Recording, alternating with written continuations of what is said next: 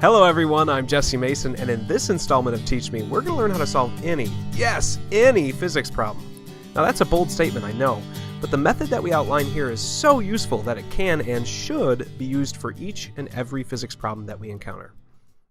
Okay, so here's a handy way to remember our problem-solving method. Yeah, it's a little childish, but as Eric Domain said, it's not that little children are scientists, it's that scientists are big children. So our problem-solving method comprises 5 steps. First, draw a picture. Second, knowns and unknowns. Third, equation. Fourth, solve symbolically first. And fifth, check your answer.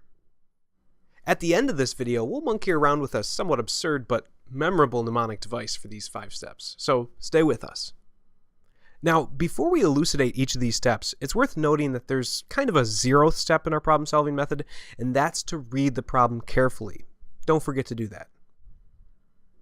All right, first official step. Draw a picture of the body or bodies in question. Even if our artistic sensibilities have stagnated since 2nd grade, we still need to draw a picture in order to visualize the situation. Be sure to include the surrounding environment in the picture, noting any motion that's occurring. Are there forces at play? If so, then we'll need an additional depiction, namely a free body diagram. Last but not least, we need to select a coordinate system and include it in all of our drawings. Step 2. List the knowns and unknowns relevant to the problem. We will likely need all of the numerical values given in the wording of the problem, and possibly a few more from an appendix or a Wikipedia entry. These numerical values will be implemented in the 11th hour of our problem solving. Step 3. Select the appropriate equation for the problem.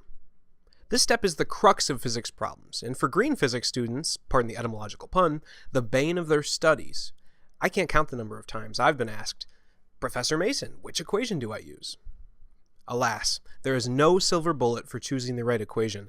One must first understand the conceptual underpinnings of the equations and their relevance to the problem, which really only comes with practice.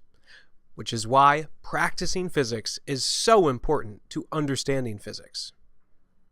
Of course, if a problem really has you flummoxed, a last-ditch attempt at equation selection can be made with trial and error. Step 4. Solve the equation symbolically first. Numerical values should only be inserted once the equation has been solved for the unknown.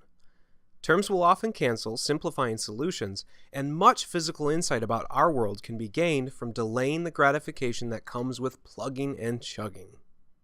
Oh, and don't forget the units when inserting numerical values. Units are such an important and helpful aspect of problem solving that forgetting them is practically an unpardonable sin. It's like I always tell my students, you take care of your units, and your units will take care of you. Step 5. Check your answer. No, I don't mean by looking in the back of the book or Googling for solutions. I mean by asking yourself, does this answer make physical sense? Are the units what we'd expect? Is the numerical value physically reasonable? If the answer is negative, does that make sense?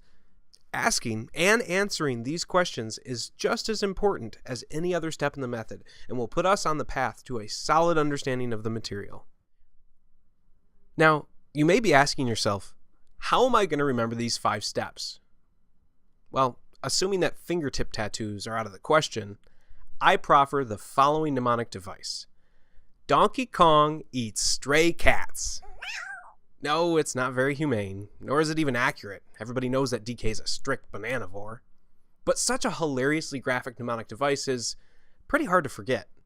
And that's the mark of a good mnemonic device. So there it is. Draw a picture, knowns and unknowns, equation, solve symbolically first, and check your answer. Donkey Kong eats stray cats. I'm Jesse Mason. I hope you find this problem-solving method as helpful as I do, and that you employ it with each and every problem you encounter. And until next time, happy learning.